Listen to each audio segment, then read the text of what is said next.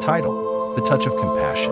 The wind from the Sea of Galilee swept across the low hills east of Capernaum, carrying dust and the distant cries of seagulls.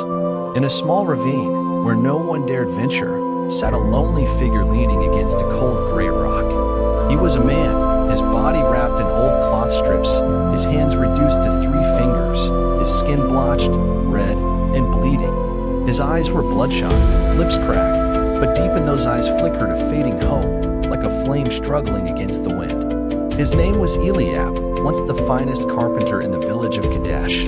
Each morning, the rhythmic sound of his chisel filled the streets. His tables, chairs, and carts were sought after throughout the region. Eliab had a wife, 2 sons, and a humble home echoing with laughter. But one day, he noticed a small white spot on his hand. Just a scratch, he thought. But it didn't heal. It spread. It itched. Then came the sores. Whispers filled the village. His wife grew afraid. The elders examined him and confirmed the worst, leprosy. According to the law of Moses, lepers were unclean. They were to be cast out, forbidden from contact with others. In tears and shame, he left his home, hearing his wife weeping, clutching their sons in the darkness. From that day on, he lived on the edge of life. Time passed. Eliab no longer looked in the mirror. He feared his own reflection. His skin, torn and rotting. His limbs, numb and crumbling. His face, eaten away by disease. Some nights, he wept like a child, crying out, "Why, Lord? Why me? What have I done wrong?" Many times, he considered ending his life. But one morning, while searching for water near an old well, he overheard a group of travelers whisper, "Have you heard of the teacher Jesus? He healed a blind man, cleansed a leper, cast out a demon from a boy." Eliab froze. A healer? Someone who cleansed a leper? It couldn't be. But what if it were true? A tiny spark lit within him. The next morning, he packed the last of his dried food, wrapped his decaying limbs in cloth, and began the journey toward Capernaum. Along the road, people screamed, threw stones, cursed, "Unclean. Stay away, leper." He bowed his head, weeping, whispering prayers. "Lord, if you are truly there, let me see you." As he neared the city, he heard a commotion, a great crowd gathered by the riverbank. Someone was speaking, his voice gentle, firm, filled with authority. "Blessed are the poor in spirit. Blessed are those who mourn." Eliab's heart pounded. Step by step, he pressed through the crowd. Someone noticed him and shouted, "Leper, stay back." The people scattered, leaving a wide space around him. And there, in the center, stood a man, his appearance simple, his eyes bright like the dawn. It was him. Eliab dropped to his knees, his whole body trembling, tears flowing freely. He dared not look up. With a broken voice, he said, "Lord, if you are willing, you can make me clean." The crowd fell silent. The wind stopped. Time itself seemed to pause.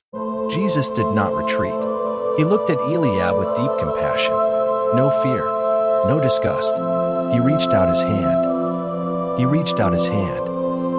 That touch defied every boundary of law and fear. A large, gentle, clean, and warm hand touched Eliab's cracked, bleeding skin.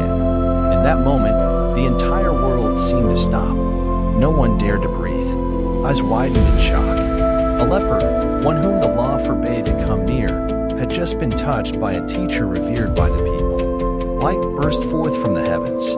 A strange, pleasant fragrance filled the air, soft and pure, like the first morning of creation. On Eliab's skin, transformation began. Dry, gray, scaly layers peeled away like ashes. Underneath emerged fresh, pink, smooth skin. Stubbed fingers seemed to regrow. Long festering sores closed in seconds. His deformed face began to return to its original shape. Eliab felt the pain leaving his body like a river flowing back upstream. He broke down, sobbing like a child. Not from pain, but from overwhelming joy, from a soul released after years of imprisonment. He trembled, collapsed at Jesus' feet, whispering through tears, "I am healed. You truly touched me?" Jesus bent down, his voice gentle like a spring breeze. "I am willing. Be clean." Eliab was made clean, not just in body, but in soul, washed as if by pure, living water. Guilt, shame, self-hatred all vanished. For the first time in years, he felt loved again. A holy silence fell over the crowd. Some covered their mouths. Some fell to their knees. Some wept. They could not believe what they had seen. A man once outcast, unclean, now stood whole, healed among them. Not by medicine, not by ritual, but by a touch. In that moment, the world was reminded, love is not afraid of contagion. Mercy transcends every law.